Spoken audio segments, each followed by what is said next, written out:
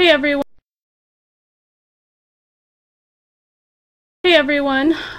Hopefully everybody has seen the note to come in by conference call, and it looks like we're having quite a few people come in. Great. So it looks like it worked. I'm sorry about this. Someone has joined the conference. We've had challenges over the last year, and every time we think it's resolved, a glitch comes up. So we were also going to try to still record this today, but I'm not sure that's going to work. At the very least, we'll have the PowerPoint from today's presentation up online.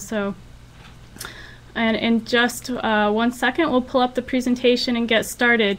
If you just came on, it would be great if you could mute your phone while you are participating. And I assume that everybody that's on this call also has plugged in on the computer so that they can actually see the presentation while we are going.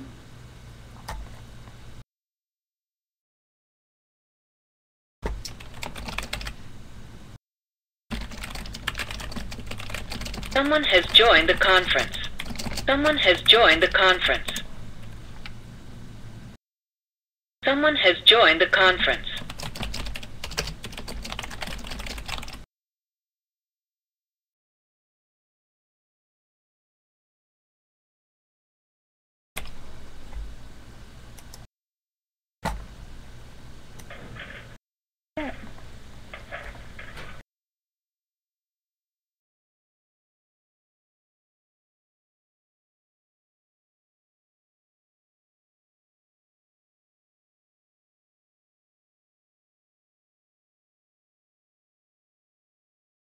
Okay, so I have 2 o'clock here. Again, we want to welcome everyone. This is Heidi Muyeso. Has joined the conference.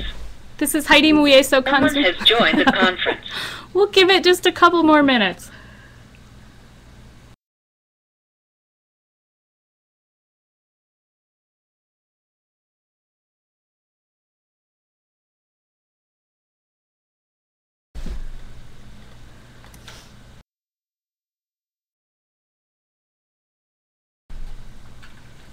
Okay, let's give it a shot, and I imagine that we're going to hear that as we keep going for at least a couple of minutes, and it may be that some people are just coming on to the online part of it and seeing that they need to dial in to hear the audio. So again, this is Heidi Muyeso Kunzman with the Community and Rural Development Institute at Cornell, and I'm pleased to welcome you to today's webinar on exploring the green economy. Before we get started, if you're using the speakerphone, I want to ask you to mute your line again, or you are using the speakerphone, so please mute it, and then we'll invite you to come in with questions and unmute your phone at that point. This is the first webinar in our 2010 Sustainable Communities webinar series, and we're pleased to have you join us. We're glad everybody did make their way on. Someone has joined the conference. For those of you who may not be familiar with the Sustainable Communities series, I want to just mention that it was developed with the recognition that New York communities, like communities everywhere today, face great challenges, but at the same time, there's some great opportunities, and I think that'll be a high point of today's presentation. Given this context, the series is designed to address topics of interest to New York communities and to the extension educators and other community developers working in them, as well as legislators and other local leaders. We've chosen these topics with the goal of providing information that facilitates informed decision-making at the community level, that is, information that helps communities identify, pursue, and achieve their development goals. With each webinar, we try to bring together a campus-based research or extension professional, a community-based practitioner, and/or an agency representative to provide you with an overview of the subject matter and resources for further information. So I just want to emphasize that we're just trying to give you an intro here and then point you to places where you can get additional information. And I think, again, today will be jam-packed with that type of information. In the webinar, we're fortunate to have Linda Dickerson-Hartsock, Executive Director of the Clean Tech Center at the Tech Garden in Syracuse. And for those of you, do you want to say, go ahead, so you can say hello, Linda. For those of you who don't know the Tech Garden, its mission is to foster entrepreneurial activity in Syracuse and the central New York region by stimulating technological creativity. Someone has joined the conference. Through the incubation of technology startup businesses. Within that, the Clean Tech Center is a NYSERDA-funded initiative to develop emerging businesses and commercializing technologies in 5 sectors. Those sectors include renewable energy, alternative fuels, system integration and smart grid technologies, transportation, and buildings and construction technologies. Linda will share a bit more about the Clean Tech Center in her presentation, but again, we're very pleased to have her here with us today. Because webinars are in some ways relatively anonymous, I also want to give you a little bit of information about those joining you for this particular webinar topic. If everyone is on that registered, we will have about 36 people representing multiple perspectives as extension educators, planners and economic developers, workforce investment board program staff, as well as staff from higher education institutions and human service agency organizations. Almost everyone is from New York, but we also have one registrant from as far away as Clemson University. So welcome our out-of-state friends as well. Before handing the mic over to Linda, I just want to remind you that the webinar will last approximately an hour and a half, including ample time for question and answers. We will pause throughout the presentation to take a couple of questions, and then also have built-in time at the end of the session to take additional questions. Now, because we're using both the presentation online and the Someone has joined the conference call, you'll note in the lower left-hand corner of your screen, you'll see an opportunity to raise your hand. There's a little person with a hand up.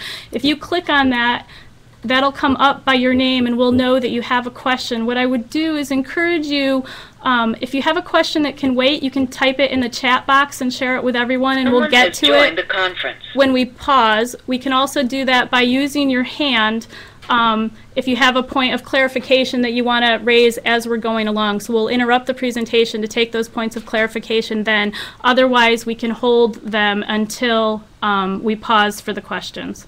So is everybody clear on that? You can unmute your phones to ask a quick question now if you're not.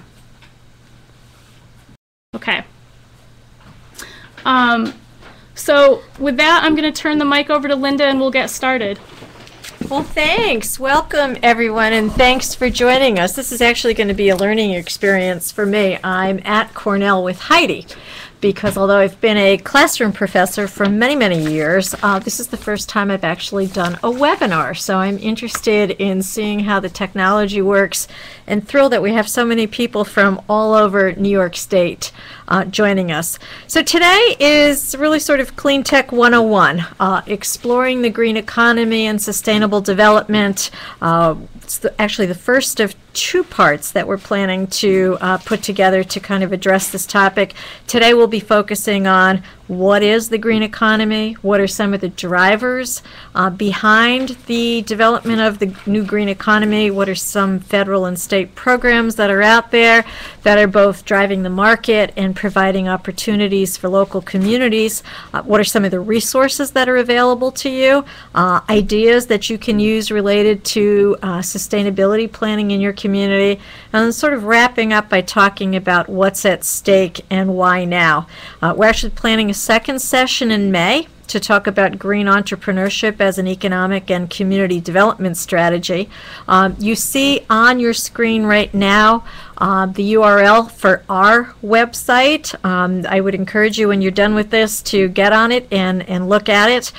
We also have, and we'll be looking at this at the end of the presentation, a news website that we've put together that's really a good look at the total clean energy landscape in New York State, what's happening by way of research and development. Someone has joined the conference. Industry projects, new funding programs and opportunities as they become available. And the URL for that is, and again, we'll get to it later on, but you can jot it down now, www.cleantechny.blogspot.com. It's a great resource, updated daily. In fact, it has followers right now in 63 countries. We're going to also wrap up by taking a look at a clean tech asset guide, which is available as a resource with this webinar. There's also a link to it on the main page of our website. There's also a link to that news site I referenced earlier on our news site as well. So let us get started. Here we go. So let's start by first of all telling you what the Clean Tech Center is. So we're a NYSERDA-funded program. NYSERDA, as many of you know, has really been at the forefront in terms of helping with energy efficiency, manufacturing, new building programs. Over the last couple of years, it's become very involved in the area of tech commercialization, really working to create and launch new technologies and new companies in New York State. So NYSERDA now has 6 incubators across New York. So if you're listening across New York, there is a counterpart organization to ours at the University of Buffalo. There's a counterpart organization at RIT. There's a new one that was just announced last week at SUNY Albany at their College of Nanoscience, which also serves the Hudson Valley region if you're from the Hudson Valley. There's one in New York City at Brooklyn Polytechnic and NYU, and there's also a clean energy incubator on Long Island at Stony Brook. So again, 6 of us working together with NYSERDA across the state to help local communities and local entrepreneurs who are interested in developing some of these new clean energy technologies that we're hoping are going to be part of New York's new economic landscape.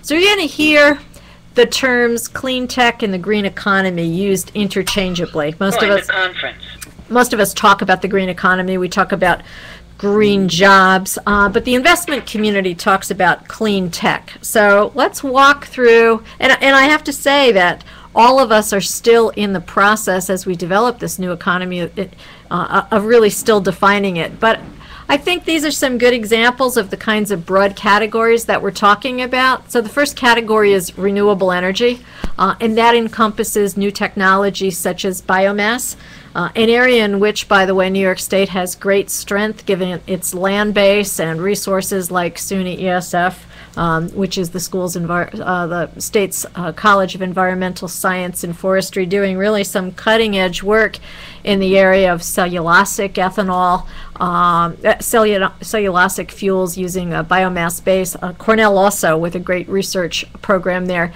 Geothermal, again, a technology that's not new. It's been around for a very long time, but we're seeing it make a resurgence and becoming a technology that many communities are looking at. In fact, the city of Auburn recently converted their city hall to entirely geothermal, and they're doing some other interesting applications.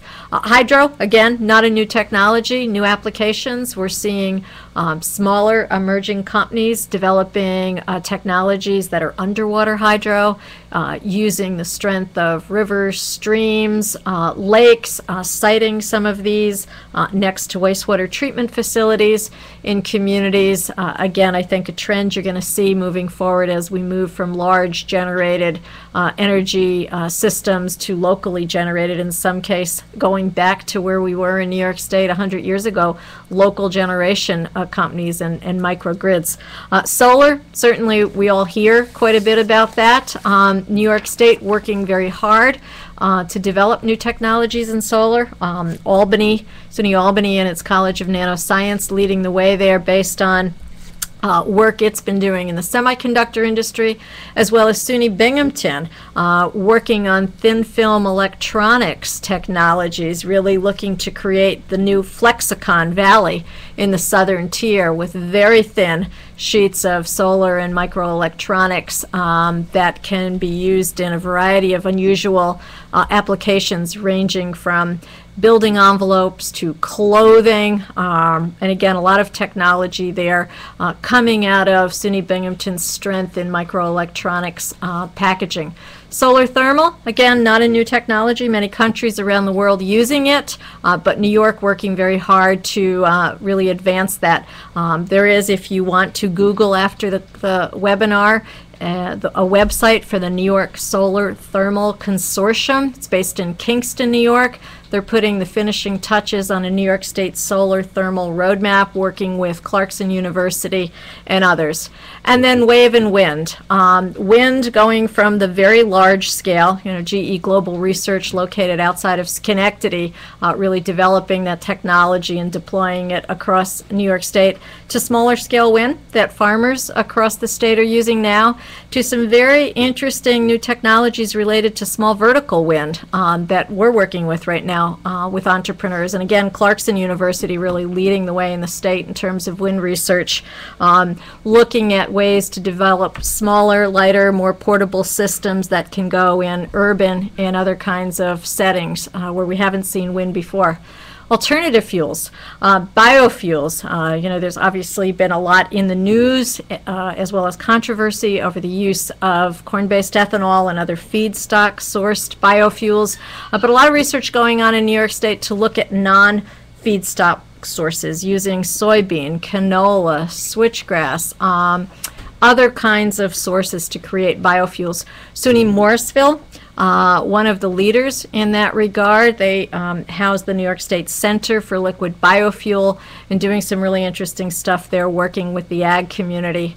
Biodiesel, again, SUNY Morrisville looking at that, actually doing some very interesting work with agriculture related to algae, which as you know, if you've been following the whole debate around biofuels, algae really becoming what many expect to be the fuel of the future because it has such a high energy efficiency.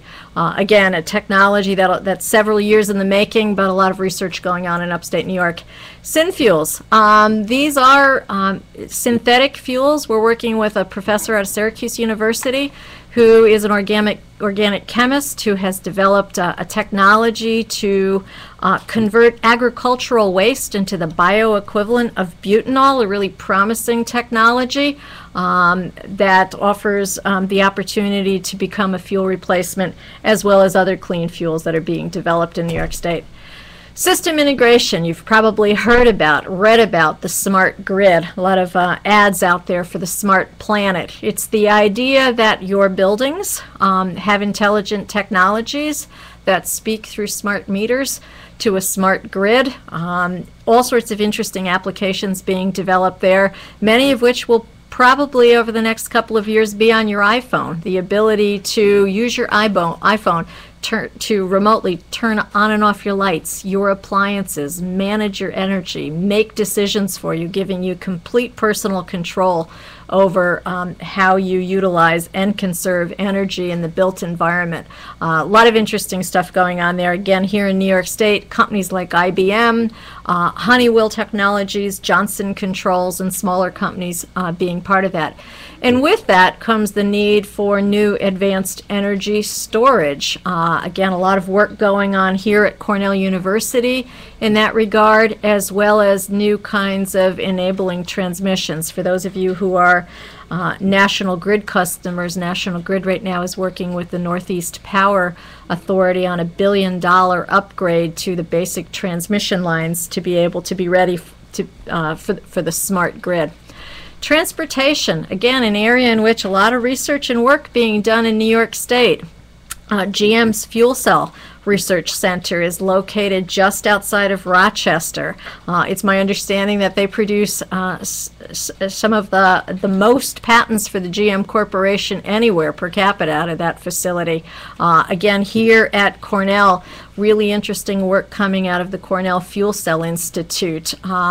And lots of activity around the state in terms of electric vehicles. Some of you who may be in the Syracuse region may have heard that there's a company that is locating here to assemble Riva 100% electric vehicles, an existing electric vehicle company that's located in India, now setting up to produce these in New York State and distribute throughout the U.S. and the Caribbean. And with that, again, advanced battery technologies. New York State has put together a New York Battery and Energy Storage Consortium. Cornell, again, playing a key role in that, along with RIT, looking at developing the next generation of batteries. And when we talk about batteries, we're not just talking about small batteries that are, part of portable consumer electronic devices or car batteries. We're looking at large-scale batteries. GE Global Research, again, outside of Schenectady, building $125 million advanced... Join the conference. advanced battery research facility that will be producing the next generation of electric batteries for their entire electric train division. So, I think in upstate New York, we tend to think that, our legacy of innovation is behind us. Those great days of George Eastman and Thomas Watson and others are over. But in fact, I think just as we were 150 years ago sitting in upstate on the precipice of the Industrial Revolution, we're here again right now at the precipice of the clean energy revolution, and there are a lot of assets at play here. One of the areas in which New York State has particular strength is the whole area of buildings and construction. So some of you may not know that the U.S. Green Building Council actually launched here in upstate New York. That is the group that has developed LEED standards and ratings. Some of you may be in your own communities working on LEED buildings. There is a very good U.S. Green Building Council upstate New York chapter, which actually covers 53 counties of New York State. So I would encourage you to get on the website and Google them. Again, it's the U.S. Green Building Council upstate New York chapter, working on LEED technologies. But again, someone has joined the conference. This is an area where New York State is producing a lot of research in areas related to new kinds of HVAC systems and lighting. Again, if you think about companies like GE and Carrier, that resident knowledge is still here and being applied, as well as developing new kinds of controls, energy management systems, again, intelligent building systems. And where this is all going is sort of marrying those green LEED technologies with smart buildings to produce what IBM likes to call bright green buildings. And that will be a real area of opportunity over the next 5 years in this across upstate New York for architects, design firms, construction contractors, and for communities, institutions that are looking to build smarter buildings that just make more sense and conserve energy.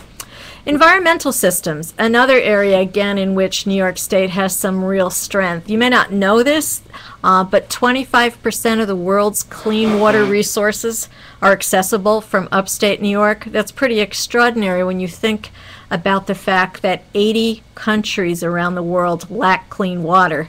I know we're really focused in terms of the public debate about oil and the limited supply, and at what point do we run out of supply, and is that what's driving the clean energy economy? But truly, over the next 10 to 20 years, particularly as we see developing countries begin to industrialize, clean water is going to become an issue, and clean water will become as important as other sources of energy.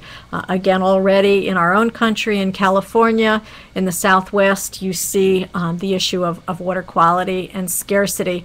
So technologies related to testing, treatment, purification, again, sensors, particularly in terms of homeland security, bioremediation, desalination, an area in which other countries really lead, and we're just beginning to develop those technologies here. And also the whole area of green infrastructure that some of you in your local communities may have heard about, particularly if you've got developers coming in with projects looking at green roofs and different kinds of stormwater management and catchment systems and rain barrels. A lot of interesting and novel stuff there. So again, for environmental engineering firms right now, a very rich and robust time. Energy conservation. When we talk about green jobs and we see projections about green jobs, this is the area, I think, in which we're going to see most of those jobs created. And certainly in a few minutes we're going to be talking about some of the federal and state programs out there. The funding in place to really create an energy conservation industry, and this again will be completely in local communities, is pretty amazing in terms of the number of energy analysts and auditors and installers. Many of you may have community colleges right now who are putting in place green worker training programs, really focusing on installation and insulation, as well as in local communities. Folks in the past who may have just looked at how they hauled stuff off to junkyards in your local community, now suddenly becoming very environmentally conscious recyclers, and companies in your own community calling you saying, how do I handle waste disposal and other kinds of management issues? Because companies are recognizing that there's a cost to these resources that they've taken for granted. A more technical level, There's actually almost a green Wall Street waiting to be born as we develop these new technologies, and again in a few minutes we'll be talking about venture capital investment. There's a whole sector of the economy that's just being created around this in terms of green attorneys who are dealing with clean tech licensing and IP and early stage investment, and as you hear more about the carbon economy, specialists who are going to be dealing in carbon credits and green tags, very technical field, but again, the beginning of what is the equivalent of a green Wall Street economy. Industry initiatives, again, if you've got small manufacturers in your community right up to some of the largest, many of the calls we get are from companies saying, how do I begin to look at green manufacturing? I'm interested in producing a lot of materials. Where do I hook up to find people who are producing biomaterials? Where can I learn more about green chemistry? How can I create a plan to get to carbon neutral or zero waste strategies? How can I green my workplace? A lot of best case examples right here in New York State, and companies that are very happy to share those ideas with others. So let's stop right there before we move on to the industry drivers and some of the funding sources to say, does anybody have any questions so far about the kinds of technologies that we ran through? You can unmute your phone if you do that. You can also click the button so that we have an order. Click the hand button to raise your hand so we kind of can see as you're coming on, just to let somebody know that they can go ahead and have the floor. Okay, good. This will create a lot of challenge for local communities, because I think you're also going to see this other whole area created, which is sustainability planning. Again, certainly lots of colleges and universities have that, but I think moving forward you're going to see communities beginning to look at this, and certainly as community planning becomes more interrelated with sustainability, as many communities put together their own sustainability plans, and we'll talk about that in the next webinar. There'll be an opportunity, I think, for a different type of community planner moving forward, which will be interesting. So the industry drivers. Well, one of the big industry drivers has been the American Recovery and Reinvestment Act. As you all recall, $787 billion, maybe more now, committed to really catalyzing the economy. Of that, about $70 billion earmarked for energy and environmental projects. Now we're going to run through a list. I'm not going to spend a lot of time on these because it's almost dizzying. You will have access to these slides, but I just want to give you the sense of how this funding is being deployed, because again, it's an opportunity for local communities to think about putting together partnerships to go after these funds. And as I get to the end of this list, I'm going to point you to two websites, both a federal one and a New York State one, where you can sign up to get email updates, get more information, because actually even as these programs are being created, they continue to evolve. Well, one thing I think we can say fairly clearly is that this has been, outside of the space race, probably the largest boost in scientific research in the United States history, and it's certainly setting the stage for a very ambitious set of energy goals.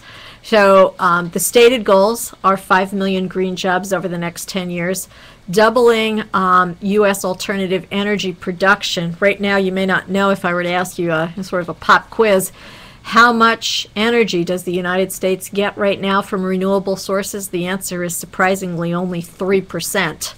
That's a very small figure compared to what other companies are producing, and certainly if we think of this as the equivalent of a space race and we look at what China's doing and what countries like Germany and Spain are doing, we can see that 3% is not an impressive accomplishment considering the challenges we need to face in terms of energy supply. So these are the federal goals, as well as, again, as I mentioned earlier, expanding and upgrading the nation's energy infrastructure and continuing to invest heavily in R&D. So some of the broad categories where this stimulus clean energy funding is broken out are these, and we're going to walk through each of these again very, very, very quickly because again they are funding opportunities for your community to go after. So let's start with water quality environmental systems.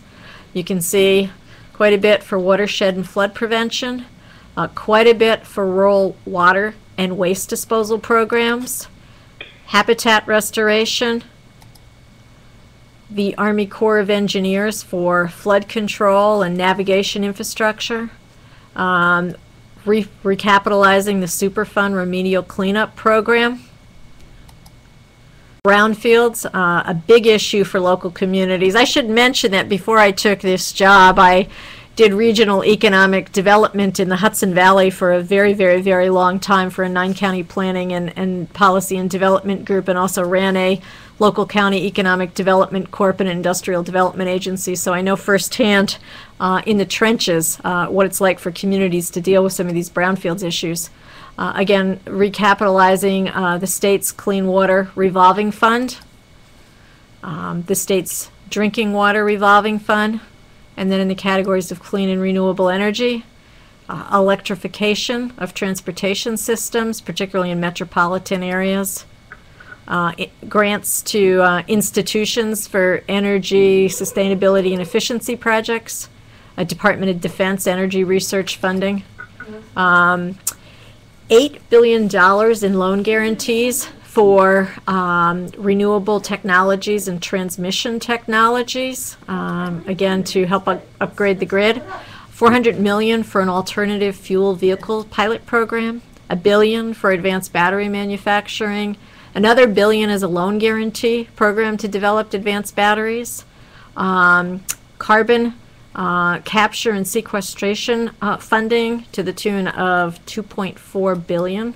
And then again, in the area of energy efficiency, many of your communities may have already applied or received energy efficiency and conservation block grant funding, industrial energy efficiency, the state energy program funding, again, NYSERDA being the pass-through for many of these programs in New York State, and by the way, doing a fabulous job. I'm not a NYSERDA employee, but I'm just very impressed with the way they're handling building these programs at the rate and scale at which they need to put them together, getting the funding out on the street and providing management.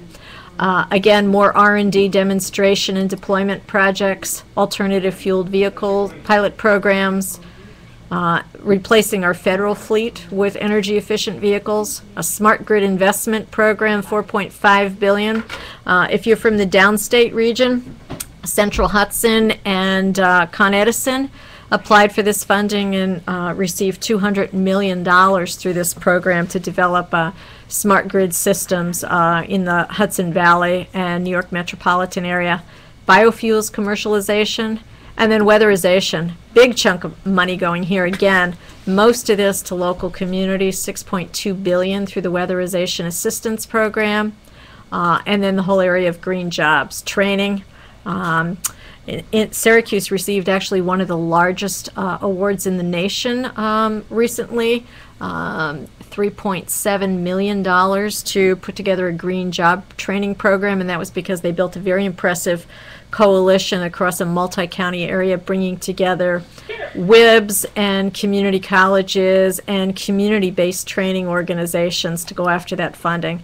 And then again, this stuff is very technical, but it's helping to drive the market. A series of tax incentives. One of the issues financing these big projects has been the uncertainty related to tax credits. Would they be renewed? For how long? So putting them in place really is helping financing some of those projects, as well as investment tax credits, a grant program in lieu of tax credits, credits for alternative fuel pumps, advanced energy manufacturing credits, about $2 billion worth there, plug-in electric drive vehicle credits, clean energy renewable bonds, again to help finance some of these larger scale generation projects, renewable energy loan guarantee programs. This is $6 billion. It is a very, very, very competitive program.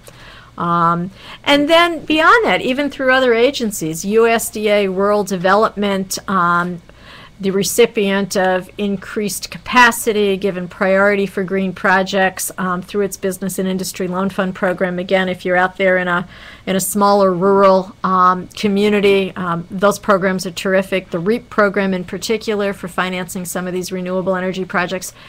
And the U.S. Small Business Administration, the SBA, increasing the limits on their loan guarantee programs, waiving the fees, and again, receiving priority for green projects. You know, the caveat here, and before I took this job, I worked for Empire State Development, the New York State Department of Economic Development, so helped assemble the state's list of projects. You know, the constraints were, they really, as you know, in your local community, had to be ready to go, which was difficult. A highly competitive process. Again, the funds flowing mostly through state agencies and very strict program requirements, and we'll all see that moving forward in terms of reporting. So these are the two websites I wanted to point out to you. Take a moment, jot them down. They're updated constantly. They'll give you a sense of when new funding opportunities are being announced, both at the federal and the state level. You can sign up for email updates on both sites. New York State is offering right now a $100 million innovation matching fund. So for qualified projects that are going after this federal money, New York State will potentially match up to 10% from the state to help leverage the match component of it, which no other state has that program. So that's really helped New York State. We've been a big beneficiary, particularly colleges and universities, in terms of developing some of these R&D programs I had mentioned earlier. So again, you'll have this slide, copy down those notes. Now in New York State, we've got a very ambitious set of goals. In fact, we've got some of the most aggressive clean energy programs and funding mechanisms in the country. And so our Clean Tech Center is relatively new. We were established last July by NYSERDA, and one of my frustrations as I was trying to learn the green economy was I could not find one website that had it all in one place. So every week I'd go to 15 or 20 different websites between, you know, NYPA, NYSERDA, the Power Authority, all these various state agencies. So I decided to make it a pet project to begin to aggregate all of this stuff. So this news site that I've put together, it has followers right now in 63 countries, pretty amazing, is a look on a daily basis at what's happening in New York State. And it's everything from new funding programs to, you know, if NYPA releases a solicitation for power or wind, to research coming out of colleges and universities, to news coming out of companies, to events, to, again, program opportunities, all of it. And I think that you'll find by bookmarking it, you can also set it up to get an RSS feed, or you can get to it from the main page of our website. If you just once in a while check that news blog, you're going to find all you need to know about what's happening in New York on a very ongoing basis. And it's also very searchable, so it's easy to use. So New York State's goals, again, sort of the state's energy plan adopted last December. Goal to meet 45% of the state's demand through a combination of both efficiency and renewable energy by 2015. So that's broken into two parts. To hit 15% reduction in use and 30% of energy supply. Right now there's about $750 million per year in public funding going through the state's clean energy programs. And you can see that we've set a greenhouse gas pollution level goal in New York State to reduce that by 80% by the year 2050. That was part of the whole climate action discussion that unfolded last December in Copenhagen. As I mentioned, the state adopting a 10-year energy plan. That's online. We'll get to that website in a minute. You can look at it. And then New York State really getting into what you may have heard about, a regional greenhouse gas initiative. And this is, again, a program that, you know, in a very simplistic way, establishes a cap on carbon, sells carbon credits. Those auctions generate dollars that are reinvested then back in New York State to help fund some of these programs and to also help with efficiency and sustainability initiatives. I mentioned earlier the state has put together a smart grid consortium of all of the utilities in the state, as well as universities and industry partners who are working on developing a smart grid plan for the state. The PSC's approved $800 million in smart grid demonstration projects. A number of utilities have applications into the PSC right now for smart grid demonstration projects. Again, I'm based in Syracuse. National Grid has a proposal in that would put smart meters into 39,000 households to test them as the beginning of a smart grid community scale demonstration project. Again, I mentioned before New York State's Battery Consortium. And then finally, many of you may have heard about the State Controller's Green Strategic Investment Fund. So as you know, the State Controller's Office manages the Common Retirement Fund. And as you know, like all pension funds that have taken a hit, the State Controller's Fund has struggled with that as well. But one of the things that they've done that has been really smart was to establish a $500 million green strategic investment fund. So it's a fund that's in partnership with a number of other co-investors. It's led by Credit Suisse, and they are actually putting the equivalent of venture capital into the development and commercialization of new green businesses in New York State. And that's really marks the first time that New York State has taken an active role as a venture investor in developing some of these new technologies. So I'm going to stop there. Those are the state programs. Then we're going to talk a little bit about what's going on in the private sector. Does anybody have any questions about the state programs? You know, if you're having trouble finding the hand down below and you just want to speak out, that's fine too. Okay, well, the other thing driving this new economy is what's going on in the venture world. This is an interesting statistic. So, you know, first of all, this whole idea of the green economy and clean tech truly has only been around since about 2001. The term clean tech was invented and trademarked in 2002. So you can see that the venture community has really embraced this. In 2008, there was about $8.4 billion invested in the U.S. But to give you a sense of perspective, worldwide in that year, $1.24 trillion was invested. So you can see that the U.S. is still really behind, although last year, as the market took a beating and overall VC investments were down 8%, U.S. venture capital investments in the green economy and clean tech increased about 41%. And this is where a lot of those investments went based on market growth projections.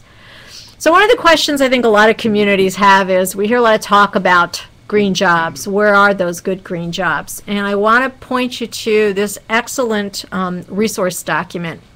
The New York State Department of Labor over the past year completed a really interesting look at green jobs. So they did a labor market and workforce intelligence report looking at the green economy, the clean energy industry in New York, and you can get this document online. That's the website for it. And again, you'll have access to this PDF at the end of the webinar to go back to it. And what's really terrific about this for, I think, your own communities is that these new green jobs really cut across a broad skill set, broad components of your community, everything from jobs that are pathways out of poverty up to advanced R&D. And so we're seeing that the players in creating this green economy are K-12, BOCES being really strong partners, the community colleges, again, as well as community-based training programs that are being established across New York State. New York State also just released a state energy plan. I'm not going to spend any time on it, but there's the website for it. Again, at the end of the webinar, you can go back to it and read it. It's a really good blueprint for how New York State sees this economy growing, where they see the fast-growing sectors, and again, how that relates to employment opportunities. And I should mention, beyond that, New York State has created another website called Green Jobs New York. You can find it through the NYSERDA website, or you could just type in Green Jobs New York.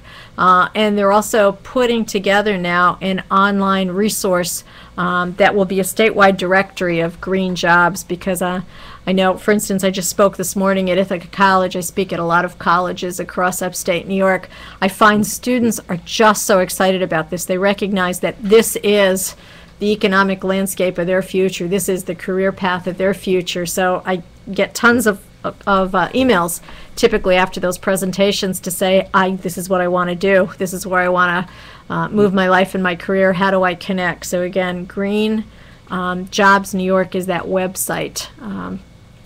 Again, these are some of the areas that the State Energy Plan expects us to see strong growth over the next decade.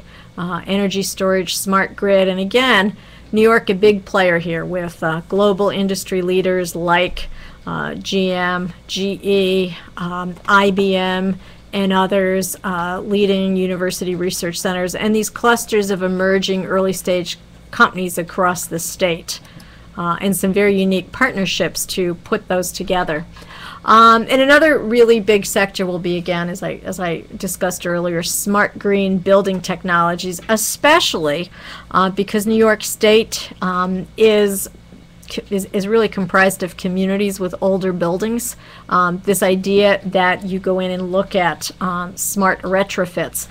In Syracuse last week, we had a big conference of the U.S. Green Building Council, and Rick Fedrizzi, who's the founding CEO of the U.S. Green Building Council, was there, and he said he's seeing this real generational shift from the me generation to the re-generation, as in reuse, recycle, retrofit. And again, New York State is one of the few places that's kind of marrying the principles of the U.S. Green Building Council with historic preservation, with deconstruction of old buildings and reuse of those really valuable and architecturally unique building components, and teaming up with companies like the Preservation Trust to marry energy conservation and historic preservation. And that's an area I'm interested in because I live in a house that's 195 years old. It's on the National Register. It's not a house that I'm going to really do a lot of messing with on the outside. So it's an area where I'm really interested in figuring out how do we deploy these energy conservation technologies in old places across New York State in a way where we get a short return on investment, where people really understand what incentives are out there, because, again, everybody thinks this has a lot of potential, including NYSERDA. And it sounded like somebody had a question, so jump in. Nope? Okay.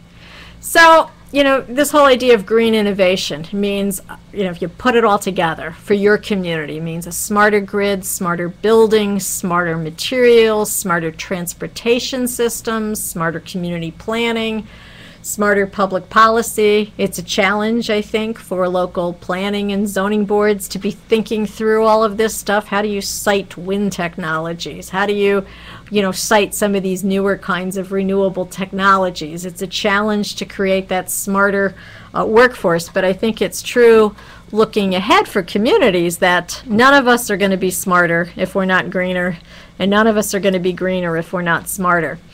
So, at the end of the day, why does this matter? What do we mean when we talk about green? Well, truthfully, we don't do it because we love green.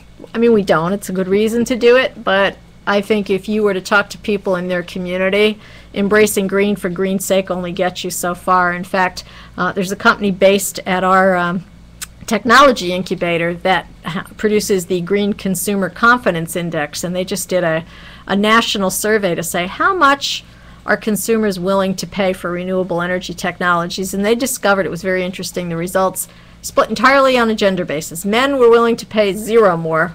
Women were willing to pay about 5%. So on an average electric bill of $100 a month, they'd pay $5 a month more for renewable energy. Well, that clearly isn't going to get us there.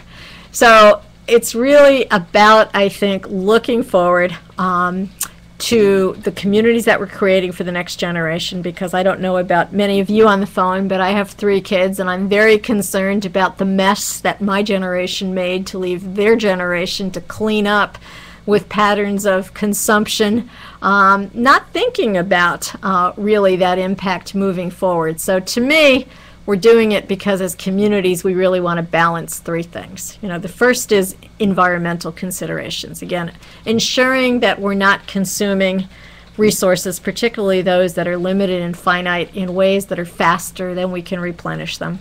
Second, because we care about the economy. I care about what kind of opportunities my kids will have for not just prosperity, but for personal growth. And I'm excited to think that all those things that I talked about earlier are part of a world that they can be creating. In fact, it's a running joke in my house that I have a 12-year-old who spends all of his time on the computer playing with like Sim Cities, and my husband is always saying, "What's he going to do with that stuff?" And I say, "Well, he's going to design smarter, greener buildings. What do you think?" So there are opportunities for our kids and our grandchildren here. Again, if we at the local community level figure out how to mobilize around them, that can be for our children and grandchildren as exciting as it was to be living at the dawn of the Industrial Revolution, to be living at the dawn of the clean energy revolution. And then socially, really, going back to those values that many of us had in our communities when we were children. So I grew up in the 1960s, the daughter and granddaughter of immigrants who lived in communities that today we're trying to re-emulate. They were walkable communities. We didn't have cars. We rode our bicycle. We built at the neighborhood scale. We raised our vegetables in the backyard. We truly had, locally sourced food because we picked it out of the backyard. I had grandparents who lived through the Great Depression of, the 1929 and through the 30s. And so I think hearing those stories taught me a little bit of respect for what we perceive to be the Great Recession of the last year. How we create these economies also say a lot about how we take care of not just the environment, but we take care of each other and we take care of our communities, and we go back to some of those core values that I think we as a society and we in communities have lost. And so in doing that, we create sort of this catalytic circle where we're inventing new energy technologies and creating new fuels and increasing energy efficiencies, really so that we're promoting economic growth and increasing energy security and addressing climate change, but more importantly, doing something really important for our children and their grandchildren. And the next part I say to you sincerely, because I work with clean tech clusters now around the globe, and because I have done the hard work in the trenches doing economic development in local communities, I mean this sincerely when I say I do not think people get the sense of urgency about this. The race is on. This, green innovation, I know we've all also are suffering from green fatigue, and, I don't know how many of us want to hear Al Gore one more time, but you know what? This is not a fad. We need to look at it truly as a driver of a new economy, and it's gonna change our communities. We're going through a period, we have been for 50 years in upstate New York, of creative destruction as these legacy manufacturing economies are being destroyed. And again, I live in Cortland County. I've watched it with Smith Corona and Rubbermaid and companies that were the pillars of the community, companies that took 100 years to build, disappear seemingly overnight. The only way this new economy is going to grow will be through local strategies that really foster innovation and entrepreneurship, and that is a completely different economic model, and that's something we're going to be talking about, if you're interested, in the next webinar, how communities create these new economic development strategies for the 21st century and for a new breed of workers. Again, if you've got kids who are in that 20-something cohort, this Gen X and Gen Y have a different approach to work and to life and to careers and what it all means than our generation did, and how we're putting in place economic development strategies, not just to develop entrepreneurship, but really to offer opportunities to deal with the brain drain issue. So again, my perspective is to do this, you really need to organize at the regional level, that it's very difficult for local communities, even cities, to be standalones in this new environment, that the opportunity will go to regions that organize, that develop support strategies, that develop in infrastructure, and that really create a culture of innovation and excite their residents and their young people about these opportunities, and find ways to encourage them to become part of it. And if we don't, you know what? In 30 years, I think the United States runs the risk of becoming a lagging economy. And the standards of quality of life that our children and our grandchildren will enjoy will not be what we even have right now in our own communities. If you look at what's going on in China alone, $1 trillion annually being invested to grow these technologies, and again, across the board, corporations really dramatically changing what they're doing to take advantage of it. You know, what I think is most exciting about this, and what, again, when I was at Ithaca College this morning and when I go visit other colleges, I'm most excited about, is when I talk about this stuff to 18, 19, 20, 21-year-olds, they get really excited. They really feel like, wow, this is something I want to embrace. And I think that's great, because I think it is going to really require our best and our brightest efforts to compete. And in the new economy, you know, we used to think in the past, economic development happened tied to resources. You know, did you have natural resources? Did you have transportation resources? They were fixed assets. Creativity, talent, ingenuity is really the capital of the new economy, not things that in the past we've thought of in terms of fixed assets. And truthfully, again, if you've got children in that age group, you know that they follow innovation. They go to places that have created the buzz, that give them the sense that we're open to change, we're open to innovation. And again, I think what's sort of exciting for me, at least working in this field right now, is looking at some of the multi-generational partnerships that we've put together. Some of these early stage companies we're working with are, you know, parents in their 50s who've created successful manufacturing companies who now have children who are coming out of engineering programs from upstate New York saying, you know what, I'm going to turn my entire business model on its head so that the next generation, rather than walking away from my small contract manufacturing shop, are going to say, you know what, so now we're going to be producing small wind turbines? That's cool. I want to design that. I want to do that, as opposed to you know, component pieces that they might have produced for legacy industries of the past. So if there's a message I want to leave you with before we get into Q&A, it's really this, that there is this great urgency upon us. And I know the question I always have is, you know, what policies should we be putting in place, or what investments we should be making? And the answer is really none of that.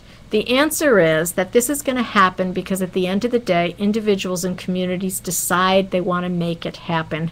They're going to embrace and adopt these technologies one at a time. They're going to say, I'm willing to take the risk and be the first one in on the game. Because at the end of the day, it's about actually building the market for this stuff, not just throwing money at it and building incentives and programs around it, but really educating individuals and communities. So one of the interesting things we did in Syracuse was we worked with the Syracuse Post-Standard to create a green tabloid called Green CNY. It is the only publication of its kind by a daily newspaper in the United States, and it comes out every 6 weeks, both in an online edition and as an insert in the newspaper, and it goes to, as part of their newspaper in schools education program, goes to all of the schools across central upstate New York.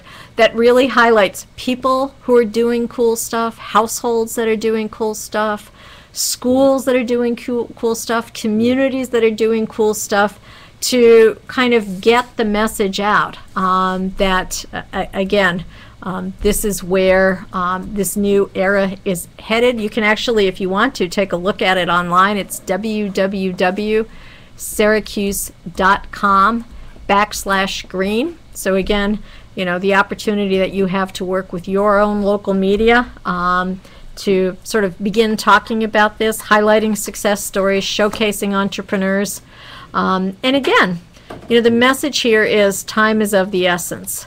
And the reason, and one of the reasons that I sort of left what I was doing to do this was a conversation I had in my kitchen with my son, who's now in 7th grade. He's 12, when he was in 5th grade, and he was standing around the kitchen with a group of his friends, and I was saying to them, so what is it that you guys think you want to do when you grow up? And I was really surprised that in some ways they got it more than our generation did. So one of them said, I want to be a farmer because I'm really worried if I'm not, I have no clue where our food is coming from. And another one said, you know, I'd really like to be an architect and design healthy buildings because I have asthma and I'm just so sick of being, sick all the time. And my son looked at me and said, why should I even care? Your generation made such a mess of it. What makes you think there'll be anything left for us? And it really was startling. And so, I wanted to end this presentation with actually sort of the call to action that he gave me, which is, if we don't change the world, who will? Because at the end of the day, it really is about us, individuals and communities who respond to the challenge and the opportunity. So here again, we have those 2 websites. I'm hoping that we'll have questions and answers. I'd like to, if you're interested, show you that Clean Tech Asset Guide so you can see what assets are there in your community and be able to answer any questions you might have about where this is all headed and things you can do at the community level to help get there. Linda, should we call up I've got them on Sure. the web if you want to call up. Let's so do let that. me just say. And I know you've been all patient. This is very technical information I've been going through. It's maybe dry, but again, as I said, it's sort of Clean Tech 101 today. You guys should be able to, hold on 1 second, if you will. We should be able to get our Firefox up. Let me get this one out.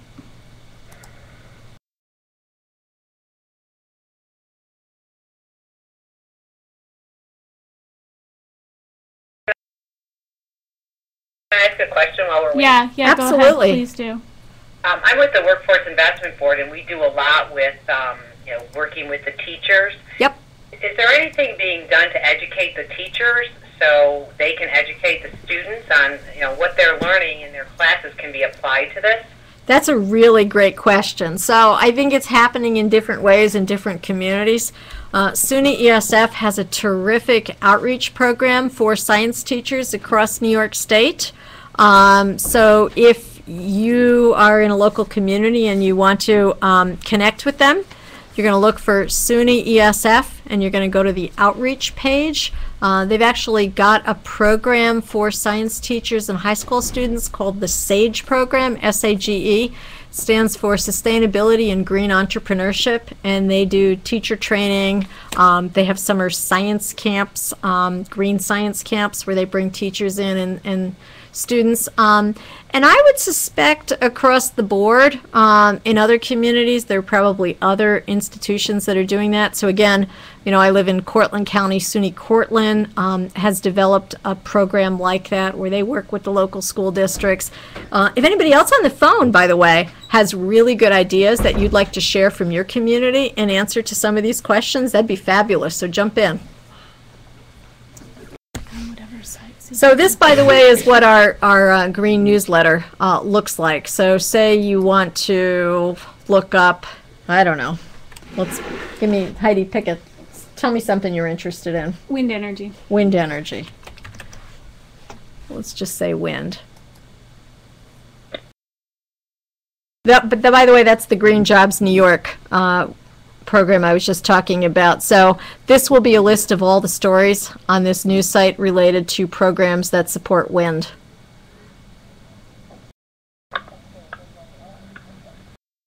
So as I said, really, really, really easy to use. So say you want solar, same thing.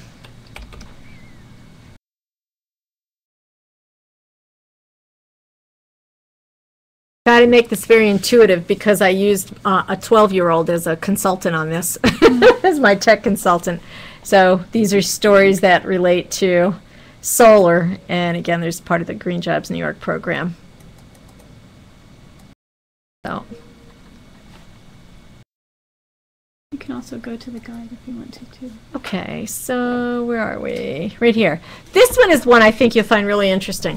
So again, when we started this program back in July, we couldn't find anywhere a good list of resources in New York State of what's out there in terms of some of those programs, particularly if you want to connect your school districts. Where's advance on this? How come I'm not seeing it? I think try that arrow. Here. That one? No, here we go. All right, so we pulled this together. It was published in December.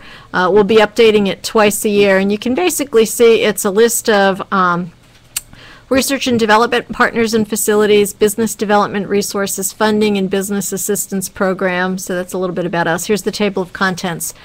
So we went through all of the academic institutions and programs that they have related to the green economy and sustainability, the Centers for Advanced Technology across the state and what they're really good at, regional technology development centers, and again, these would be in regions in your part of the state, New York State Centers of Excellence, some of the new energy frontier research centers, and other specialized programs. And then we looked at business development resources. So we've got a list of all of the green trading providers in the state, environmental program resources for companies. So say again, you have a company that wants questions about how do I handle recycling better. There are links in here to all of those kinds of industrial sorts of programs, and then funding programs, federal, state, and regional programs. And then some of the market leaders, again, some of the companies that are out there doing really interesting stuff, and associations and organizations.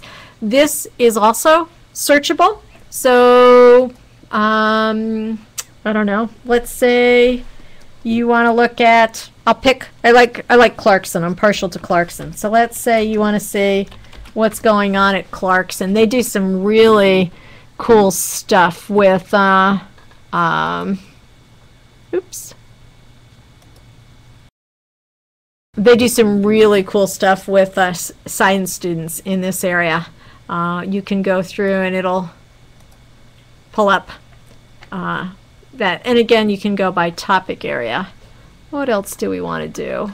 I just want to point out too that we did send you the link to that asset guide, so you should have that in the email that sent out the instructions. So. Now, is there anything on the green fatigue that you were talking about earlier, Linda? That's a very good topic. People that are just thinking this is a fad and someday it's going to go away.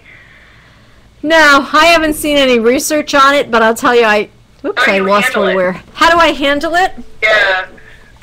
I usually handle it by talking about my kids and saying, you know what? As much as we're all tired of it, I think there's an imperative here to think about it. Because I think it's really important to distinguish between sort of greenwashing and the stuff that we think about in terms of, sort of green lifestyles, as opposed to how this fits into a community economic development strategy. Right. I mean, certainly there are going to be communities that are going to be attracting these companies. There are going to be communities that are better positioned to really work with some of the entrepreneurs who are interested in launching businesses in this area. And there are going to be communities, and again, I think a lot of them, for better or worse, do tend to be smaller rural communities that sometimes can be, and I say this lovingly even about my own community, sometimes can be a little bit insular. Right? We've done this forever, and by the way, economic development is really about trying to attract that next 1,000 person manufacturing giant that's going to come in from out of town and land here because. Silver bullet. The silver bullet. And the reality is, particularly in New York State that has such a difficult cost structure, those kinds of big wins are going to be few and far between. And the real game is going to go to communities that are mobilizing at the earlier end when it comes to, again, innovation, entrepreneurship, homegrown businesses, and existing small businesses that are looking to make the change out of, manufacturing the same kind of, I think if we just go here, manufacturing the same kinds of widgets that they've made forever, and looking at how they're making components for this new economy. So this is our website. Again, are you guys seeing the website, the Clean Tech Center? Can you see the website? I don't think you are, because I think the sharing went off. The final page of your present. Okay, so you're not seeing it. Hold on, just 1 minute. Now, I do want to point out something here that's really important, and it's this. So our mandate is to work with communities across New York State. So again, having worked in a local economic development corp, you get somebody who comes in and says, hey, I've developed, XYZ product. I've developed the next inverter for a wind technology, and how am I going to get that to market? Local economic development agencies are just not structured or funded to deal with that kind of stuff. So I would invite you, because again, we've got a statewide mandate. If you have folks like that in your community who are coming to you saying, I'm working on developing this idea for a company, or I'm working on developing this idea for a technology, and you don't know how to fit them into the framework of your county or local development corporation, feel free to shoot us an email, because it's our job to really help these people on their business plan, their market analysis, kind of vet their technology. If it needs testing, link them up with the university researcher at the right place who's doing work on that so that they can get some independent third-party valuation, work with them on a funding strategy, get them focused, and then send them back to you so they can do it in your community, because it's a really intensive process, a lot of hand-holding going on with some of these entrepreneurs. And again, if you're a small local community development shop or planning organization, you don't necessarily have the time, the resources, or certainly the connections to know where all this resident expertise is across New York State. So that's the job of these NYSERDA clean energy incubators. And again, as I said, there are 6 of them across the state. 5 of them are based at universities, so they're dealing a lot with technologies that are coming out of their universities. We're the one that's really a consortium based. So we've got about 30 different colleges and universities who are our partners. So we're working with companies that are in Plattsburgh, that are in Rochester, that are in, Rensselaer, that are in the southern tier, all over the state. And these days with advanced telecommunications and other kinds of technologies, you can do a lot of that remotely. So again, if you need help, or if your entrepreneurs need assistance or advice making connections, or somebody just take a look at their business plan, a sounding board, help them figure out how to do a market analysis, we're set up to do that. So the way our program works is we've been actually admitting sort of classes of entrepreneurs. So we admitted our first class of entrepreneurs in December. There are 8 companies that we're working with in a really intensive way, and we have cost sharing that can go into helping them. And then what we also do is really get them primed to go in terms of other funding opportunities. So some of the bigger funding opportunities that are out there will help them make those matches. Or in many cases, a lot of them have said, what I really need is, the opportunity to knock on the door of a big company and get a connection for a joint venture. So we'll do that.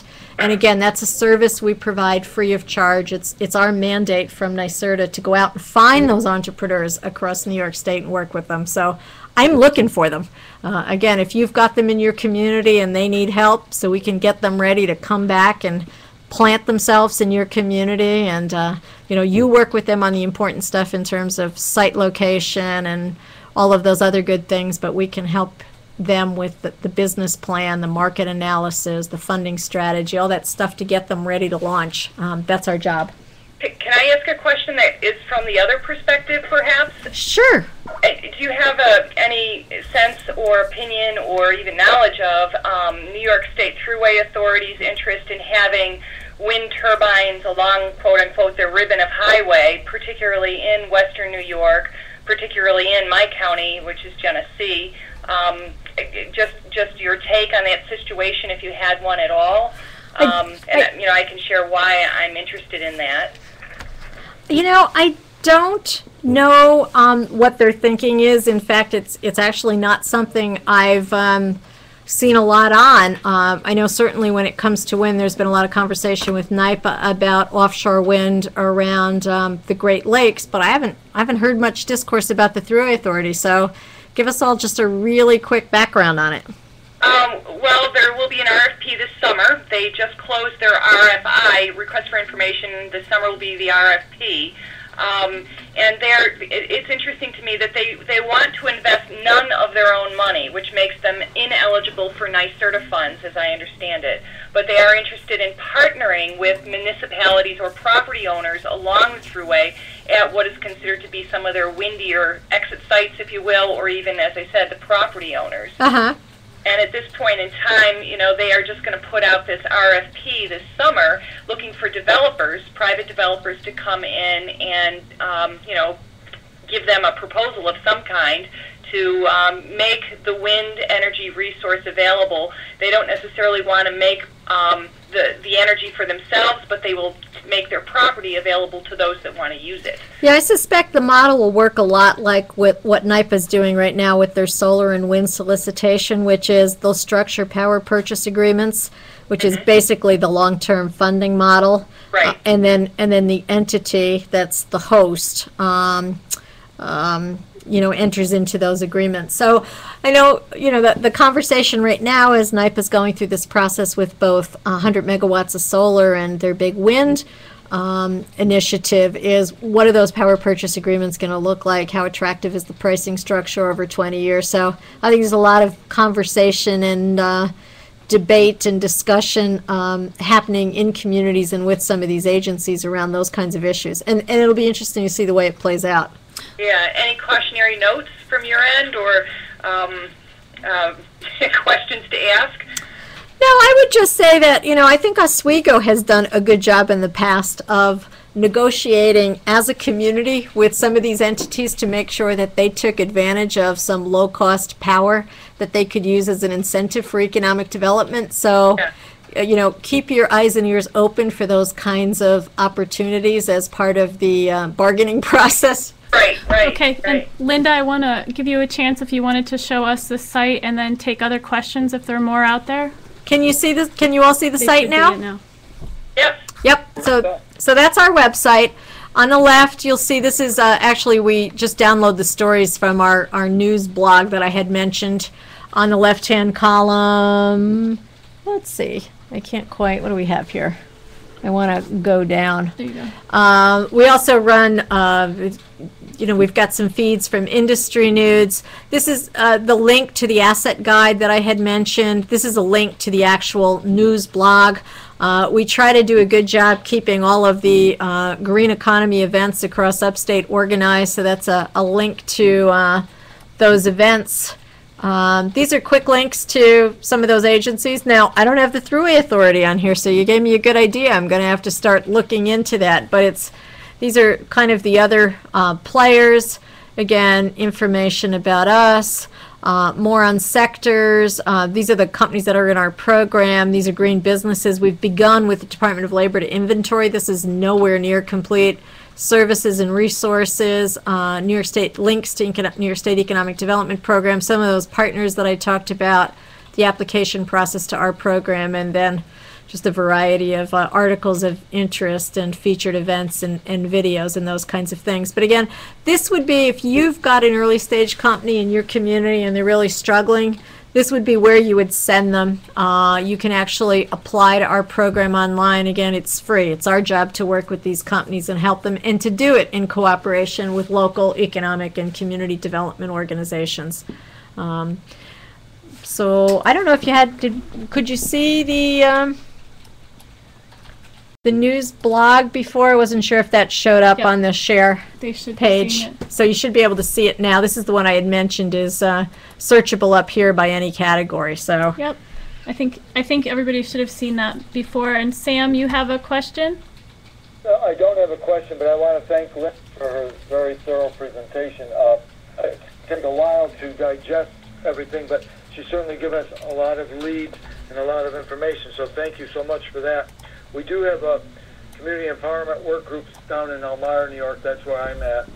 And I'll take a lot of this information back to them because we have a lot of people who are interested in much of what you've said. So thank you again. Oh, great. I'm so glad that you all took the time. I know an hour and a half out of a busy day, particularly on a webinar, because webinars are pretty tedious to just sit there and listen to. So I appreciate that so many people did take the time and effort to be part of it.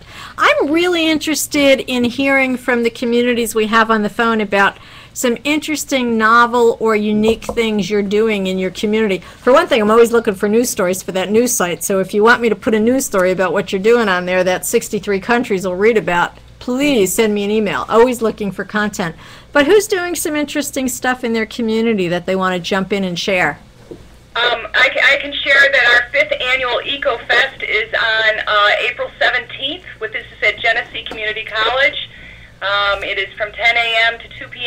be about 40 different, we call them exhibitors or vendors of different, not very many things are sold. It's more hands-on activities. It's very family-friendly. We also have a residential e-scrap collection that is free with the exception of televisions. We do charge $5. We collect sneakers, we collect paperback books, and then there's just all kinds of cool stuff to do that's environmentally oriented, and we try to build environmental awareness. Our 5th year, and we're expecting a lot of people and hope for a nice spring day. Okay, and where is that? That's at Genesee Community College in Batavia. Great. Okay. Others?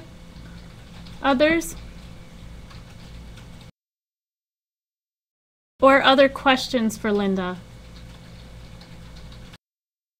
If there's no questions, I would recommend everybody read Thomas Friedman's latest book, which is called Flat, Hot, and Crowded. It is absolutely incredible. I'm about 2/3 of the way through. It reiterates pretty much everything you said, Linda. It is very eloquently. It is a good book. I have it in my living room. Yeah. Okay. Any other questions or comments before we get ready to close? Wonderful, Linda. Thank you. Well, again, thank you, and think of us as a resource. If you have questions, again, if you have folks in your community who need answers, we're really happy, because one of the things we want to do is really kind of, with these other agencies, be a clearinghouse for information and be a resource to communities, because this is a great example of all boats rise. I mean, we're not in competition here to do this. This is something collectively across New York State we really want to accomplish, because to do that, again, we're going to create a well-connected infrastructure across the state that's going to offer, at the end of the day, our kids and their kids real opportunity and promise. And again, I think that's why we're all in this business. So thanks. I have a couple of closing comments, but I want to give everyone just one more chance if there's anything. You have something? We have one here in the office. Go ahead. I'm kind of curious about in Syracuse how you work with your Small Business Development Center and how that partnership. Can you repeat that? Yep. So the question was, how do we work with our Small Business Development Center? And it's a great question, because they are a terrific partner of ours. So together, once a month, we hold regularly scheduled Green Business Development Days, where the SBDC comes in and actually does one-on-one counseling. We refer companies back and forth to each other all the time. As you know, there's a great network of SBDCs across the state. Ours is connected with Onondaga Community College. It happens to just be particularly strong because the community college itself has a really strong sustainability program. So they're great resources in your local community. Again, there are going to be times that your SBDC does not have an answer, particularly if it's a technical question. So that's where you want to be able to have a good line of communication and good synergy to direct that stuff back and forth. Hey, any other questions? You don't have to raise your hand, just ask. Okay, if there are no other questions, then I just want to thank you again for joining us and ask you to join me in thanking Linda. I think this was a great presentation with a lot of very useful information. I also want to let you know that you're going to receive an email from me in the next couple of days with a link to an evaluation for today's webinar, and we just take your comments very, very seriously. So hope that you'll please take the time to complete the evaluation. It'll be online, and we'll use it to guide future presentations of this information and other webinars in the series. So in addition, once our web manager has a chance to get it up online, we will be sharing this presentation, at least the PowerPoint. I'm not sure at this point, because of the technical difficulties we've had, whether or not we're going to be able to share the archived recording, but you'll at least have the PowerPoint presentation to share. And I just also want to let you know about 2 other webinars scheduled for this semester. We're very pleased to have Linda coming back on May 25th to speak on green entrepreneurship as an economic development strategy. And then on June 22nd, we'll have Professor Tom Herschel from Cornell's Department of Development Sociology speaking on prospects for fighting poverty in the 21st century, strategies and methods for communities. So we'll be marketing those webinars a little bit more fully and posting the online registration form on the CARDI website as we get closer to the date. So with that, again, thank you all, and we'll be signing off. Have a great day. Thank you.